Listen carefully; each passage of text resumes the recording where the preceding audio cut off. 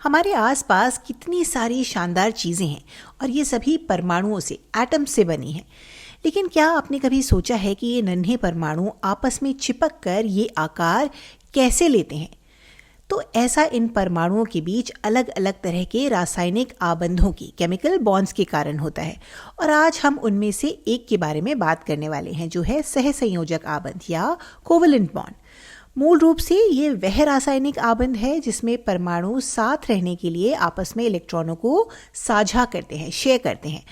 अब आयनिक आबंध वाले वीडियो में हमने देखा कि कैसे परमाणु या तो एक इलेक्ट्रॉन खो देते हैं या पा लेते हैं, जिससे उन पर आवेश आ जाता है और विपरीत आवेश होने पर ये एक दूसरे को आकर्षित कर सकते हैं और आपस में चिपक जाते हैं।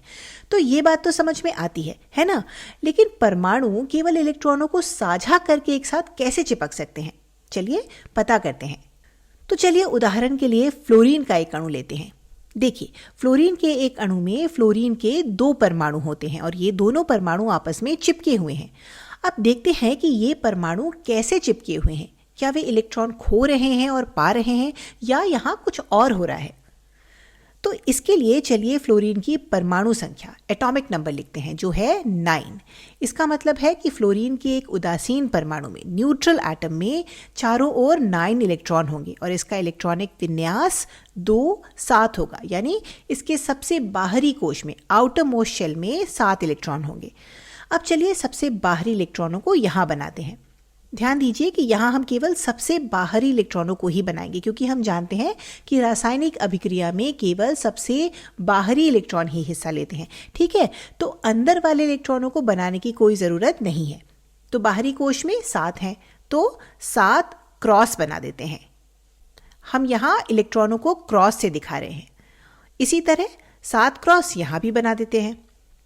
अब देखिए, हम जानते हैं कि परमाणु ज़्यादा स्थिर, ज़्यादा स्टेबल होना चाहते हैं, नोबल गैसों की तरह, और अधिकतर नोबल गैसों के बाहरी कोश में 8 इलेक्ट्रॉन होते हैं। तो ये दोनों फ्लोरीन परमाणु भी चाहेंगे कि उनके बाहरी कोश में 8 इलेक्ट्रॉन हो। अभी इनके पास केवल 7-7 हैं। अब कौन इलेक्ट्रॉन खोएगा और कौन पाएगा, या ऐसा होगा भी या नहीं, चलिए देखते हैं। तो अगर ये फ्लोरीन परमाणु अपना एक इलेक्ट्रॉन इसे दे दे, तो देखिए इस परमाणु के पास 8 इलेक्ट्रॉन हो जाएंगे, लेकिन इसने एक खो दिया है तो इसके पास केवल 6 बचेंगे। तो ये स्थिर नहीं है ना? तो भले ही ये वाला परमाणु खुश और स्थिर हो गया है, लेकिन ये वाला स्थिर नहीं है। तो इस तरह का काम इनके बीच नहीं चलेगा। ऐसे इलेक्ट्रॉन खो के या पा के यहाँ काम नहीं बनेगा। तो फिर ये परमाणु एक साथ कैसे चिपके हुए हैं? तो इस मामले में वे इलेक्ट्रॉनों को साझा कर रहे हैं, शेयर कर रहे हैं। ये दोनों परमाणु एक दूसरे के साथ इलेक्ट्रॉन शेयर कर रहे हैं, कुछ इस तरह से। तो इस मामले में क्या होता है कि इस फ्लोरीन का ये इलेक्ट्रॉन न केवल इस फ्लोरीन परमाणु के चारों ओर घूम रहा है, बल्कि साझा होने के बाद यह दोनों फ्लोरीन परमाणुओं के चारों ओर घूम रहा है। इसी तरह से इस फ्लोरीन का इलेक्ट्रॉन न केवल अपने परमाणु के चारों ओर घूम रहा है, बल्कि अब साझा होने के बाद यह दोनों के चारों ओर घूम रहा है। तो मूल रूप से ये 2 साझा किए गए इलेक्ट्रॉन जो एक एक हर फ्लोरीन से आए हैं, अब वे इन दोनों परमाणुओं के चारों ओर घूम रहे हैं। अब आप सोच रहे होंगे कि इससे क्या फ़ायदा होगा। देखिए, अगर हम सिर्फ इस फ्लोरीन पर ध्यान दें तो देखिए इसके पास 6 इलेक्ट्रॉन हैं जो सिर्फ इससे बंधे हैं, और अब ये 2 इलेक्ट्रॉन भी इसके चारों ओर घूम रहे हैं। तो इस फ्लोरीन परमाणु के चारों ओर 6 + 2 यानी 8 इलेक्ट्रॉन हैं, और इसलिए ये स्थिर होगा और खुश हो जाएगा। अब इसी तरह अगर हम सिर्फ इस फ्लोरीन पर ध्यान दें तो इसके पास अपने 6 इलेक्ट्रॉन हैं, और अब ये 2 साझा किए गए इलेक्ट्रॉन भी इसके चारों ओर घूम रहे हैं। तो ये फ्लोरीन परमाणु भी 8 इलेक्ट्रॉनों का अनुभव करता है, 6 + 2 यानी 8 इलेक्ट्रॉन। तो ये भी स्थिर है और खुश है। तो इस तरह एक एक इलेक्ट्रॉन साझा करके, शेयर करके ये दोनों परमाणु अपना अष्टक, ऑक्टेट पूरा कर सकते हैं और स्थिर हो जाते हैं। चलिए इस शेयरिंग की, इस साझा करने वाली बात को एक उदाहरण से समझते हैं। मान लीजिए कि आप और हम डॉग लवर्स हैं और हम दोनों के पास 7-7 डॉग्स हैं, लेकिन किसी अजीब कारण से हम दोनों पूरी तरह तभी खुश होंगे जब हमें 8-8 डॉग्स के साथ खेलने को मिले। अब ऐसा कैसे हो सकता है? तो इसके लिए हम दोनों एक एक डॉग एक दूसरे के साथ साझा कर सकते हैं, शेयर कर सकते हैं, कुछ इस तरह से। देखिए, अब ये दो शेयर किए हुए डॉग सिर्फ मेरे साथ या सिर्फ आपके साथ खेलने के लिए बाध्य नहीं है, बल्कि वे हम दोनों के साथ खेलेंगे। ठीक है, अब इस मामले में अगर आप सिर्फ मुझ पर ध्यान दें तो देखिए मेरे पास ये 6 डॉग्स हैं जो सिर्फ मेरे साथ खेलेंगे, लेकिन मेरे पास ये 2 शेयर्ड डॉग्स भी हैं। तो मुझे महसूस होता है कि मेरे पास खेलने के लिए 8 डॉग्स हैं, 6 + 2, तो मैं बहुत खुश हूँ। और अब ये 2 डॉग्स शेयर्ड हैं, तो इसका मतलब है कि आप ही इनके साथ खेल सकते हैं। इसका मतलब आपके पास भी एक तरह से 6 + 2 यानी 8 डॉग्स हैं, और इसलिए आप भी बहुत खुश हो जाएंगे। समझ आया ना? तो इस तरह से अपने डॉग्स को शेयर करके हम दोनों खुश हो जाते हैं। मगर देखिए, अगर हम हमेशा खुश रहना चाहते हैं तो हमें एक साथ रहना होगा और हमें अपने डॉग्स को शेयर करते रहना होगा, है ना? तो इस मामले में हम कह सकते हैं कि आप और हम एक आबंध में, बॉन्ड में बंध गए हैं। अब यहाँ फ्लोरीन अणु के साथ भी कुछ ऐसा ही हो रहा है। यहाँ फ्लोरीन परमाणुओं के पास 7-7 इलेक्ट्रॉन थे और स्थिर होने के लिए दोनों को एक एक और चाहिए था, जिसे पाने के लिए उन्हें एक दूसरे के साथ एक इलेक्ट्रॉन शेयर करना पड़ा, है ना? और इसी वजह से वे स्थिर हो सके। अब वे अगर हमेशा स्थिर रहना चाहते हैं तो उन्हें एक दूसरे से बंधे रहना होगा और एक एक इलेक्ट्रॉन साझा करते रहना होगा। तो इस तरह से इन 2 फ्लोरीन परमाणुओं के बीच एक रासायनिक आबंध बनता है, और चूंकि यह रासायनिक आबंध इलेक्ट्रॉनों के साझा होने के कारण बन रहा है, हम इसे सहसंयोजक आबंध, कोवेलेंट बॉन्ड कहते हैं। हिंदी में तो ये साफ है। अब इंग्लिश में को का मतलब है साझा करना, शेयरिंग, और वैलेंट का मतलब है वैलेंस इलेक्ट्रॉन, संयोजी इलेक्ट्रॉन। तो इसका इंग्लिश नाम आप ऐसे याद रख सकते हैं।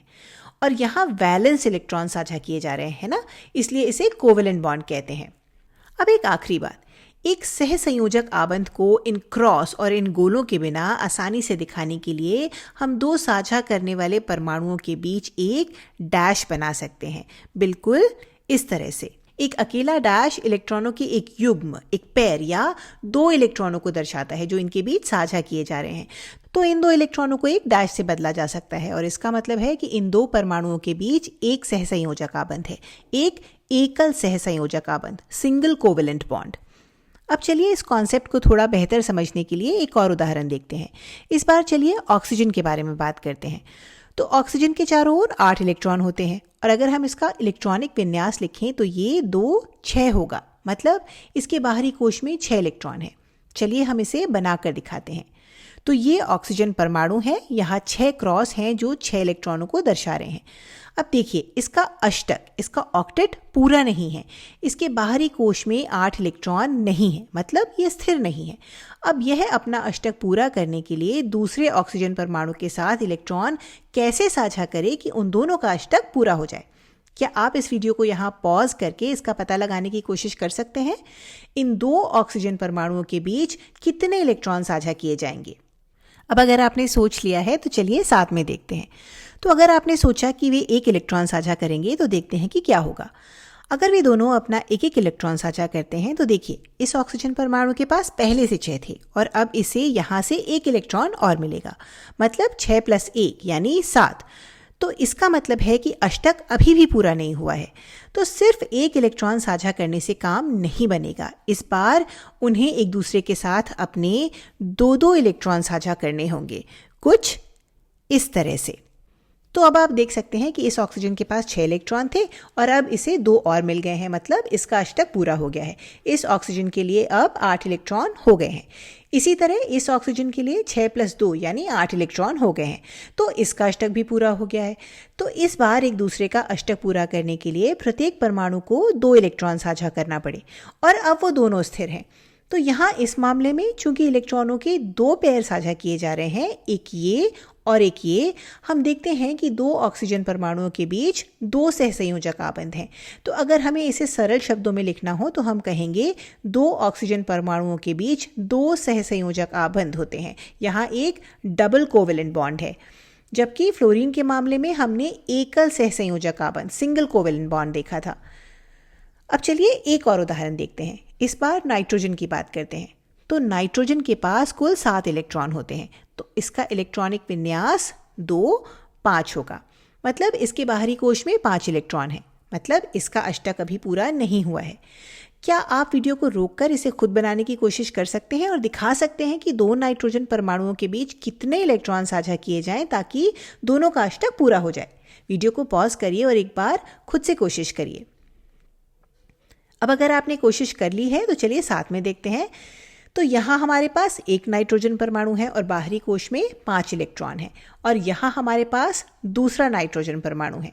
तो देखिए, चूंकि एक नाइट्रोजन परमाणु को 3 और इलेक्ट्रॉनों की ज़रूरत है, बाहरी कोश में 5 है, 5 + 3 8 हो जाएंगे, तो इसे 3 और इलेक्ट्रॉनों की ज़रूरत है। इसीलिए इसे दूसरे नाइट्रोजन के साथ 3 इलेक्ट्रॉन साझा करने की आवश्यकता है, कुछ इस तरह से।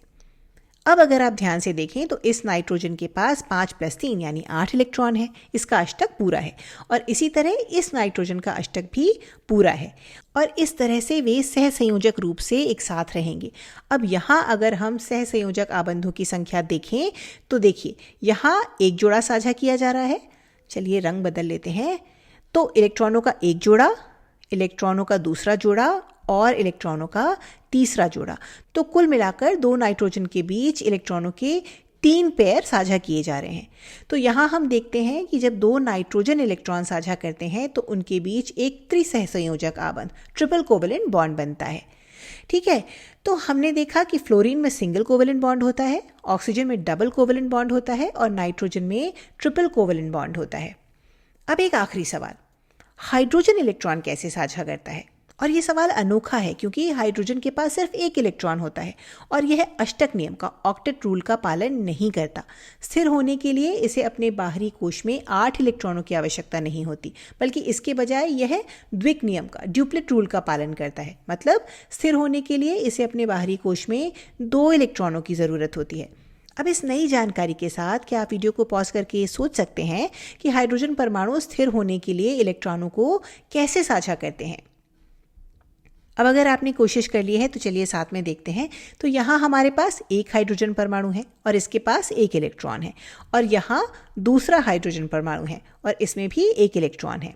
अब हम जानते हैं कि हाइड्रोजन को स्थिर होने के लिए 2 इलेक्ट्रॉन्स की आवश्यकता होती है, तो इस मामले में ये दोनों परमाणु एक दूसरे के साथ एक एक इलेक्ट्रॉन साझा करेंगे, कुछ इस तरह से। देखिए, अब इस हाइड्रोजन परमाणु के पास एक अपना इलेक्ट्रॉन है और एक साझा किया जा रहा है, मतलब कुल 2 इलेक्ट्रॉन हो गए, तो ये स्थिर हो गया। इसका द्विक, इसका ड्यूप्लेट पूरा हो गया है। इसी तरह से इस हाइड्रोजन के पास भी इसके चारों ओर 2 इलेक्ट्रॉन हो गए हैं, तो इसका ड्यूप्लेट भी पूरा हो चुका है। इस तरह वे एकल सहसंयोजक आबंध द्वारा इलेक्ट्रॉन साझा करेंगे। तो यहाँ हम लिखेंगे कि हाइड्रोजन का दूसरे हाइड्रोजन के साथ एक सिंगल कोवेलेंट बॉन्ड बनता है और हाइड्रोजन गैस इसी तरह प्रकृति में मौजूद होती है। अब चलिए जल्दी से वीडियो का सारांश देख लेते हैं। तो इस वीडियो में हमने सहसंयोजक आबंधों की, कोवेलेंट बॉन्ड्स की बात की। मूल रूप से ये आबंध तब बनता है जब परमाणु स्थिर होने और एक साथ चिपके रहने के लिए इलेक्ट्रॉन्स को साझा करते हैं, शेयर करते हैं। हमने देखा कि ये आबंध एकल यानी सिंगल, द्विक यानी डबल या त्रिक यानी ट्रिपल सहसंयोजक आबंध हो सकते हैं। और मुख्य सिद्धांत ये है कि अगर परमाणु को एक इलेक्ट्रॉन चाहिए तो उसे एक इलेक्ट्रॉन साझा करना होगा, अगर उसे 2 इलेक्ट्रॉन चाहिए तो उसे 2 इलेक्ट्रॉन साझा करने होंगे, और अगर उसे 3 इलेक्ट्रॉन्स चाहिए तो उसे 3 इलेक्ट्रॉन साझा करने होंगे।